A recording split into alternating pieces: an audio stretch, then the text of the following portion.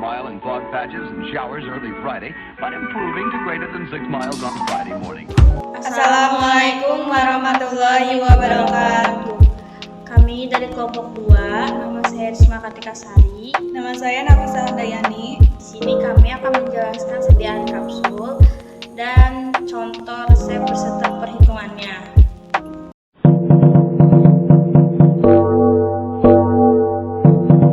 Apakah kamu pernah mengonsumsi obat dalam bentuk kapsul? Jika iya, pasti saat mendengar kata kapsul, pikiranmu langsung membayangkan obat berbentuk lonjong dengan warna yang beragam, tekstur yang lunak, dan terdiri dari dua bagian yang dapat dipisahkan. Ya, itulah obat yang dinamakan kapsul. Secara garis besar, kapsul dipilih untuk menutupi rasa dan bau obat yang tidak menyenangkan, sehingga pasien merasa lebih nyaman dalam mengonsumsi obat tersebut. Selain itu, permukaan kapsul yang licin membuatnya lebih mudah ditelan. Warna-warnanya yang menarik juga membuat desain kapsul terlihat tidak menakutkan. Tapi tahukah kamu bahwa ada dua jenis kapsul yang dijual di pasaran?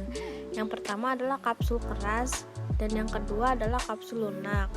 Nah, penasaran apa saja perbedaan dari antara dua kapsul ini dan hal-hal apa saja sih yang sebaiknya diperhatikan sebelum minum obat berbentuk kapsul?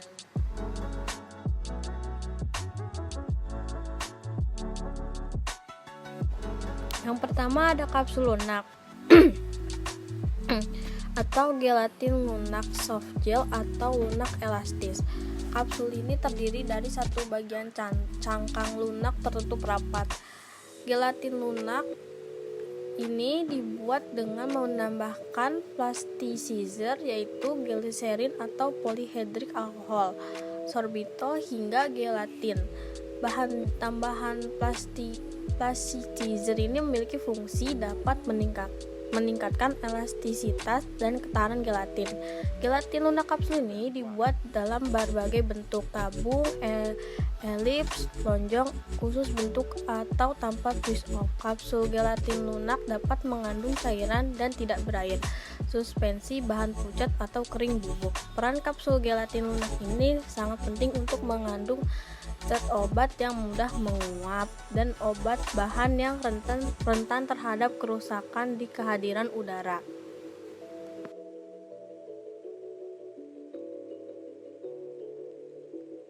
Kapsul keras. Kapsul gelatin cangkang keras adalah sediaan padat yang terdiri dari obat cangkang keras atau lunak yang dapat larut.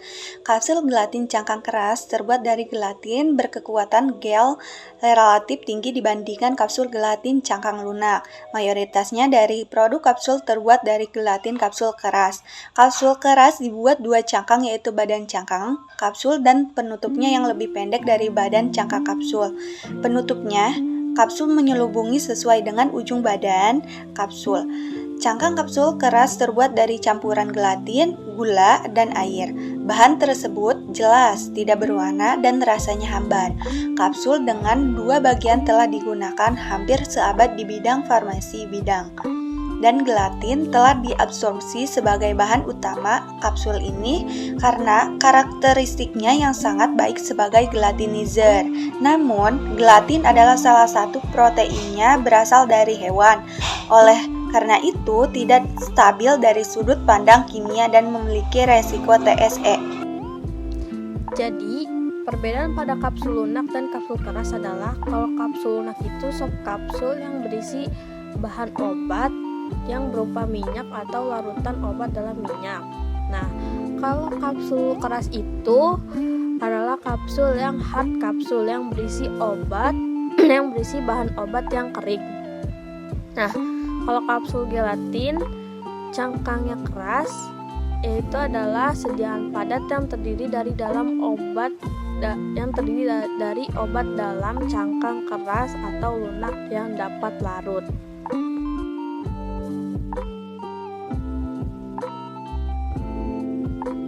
Nah, selanjutnya ada perhitungan dosis. Nah, di sini kami memakai rumus Dilling.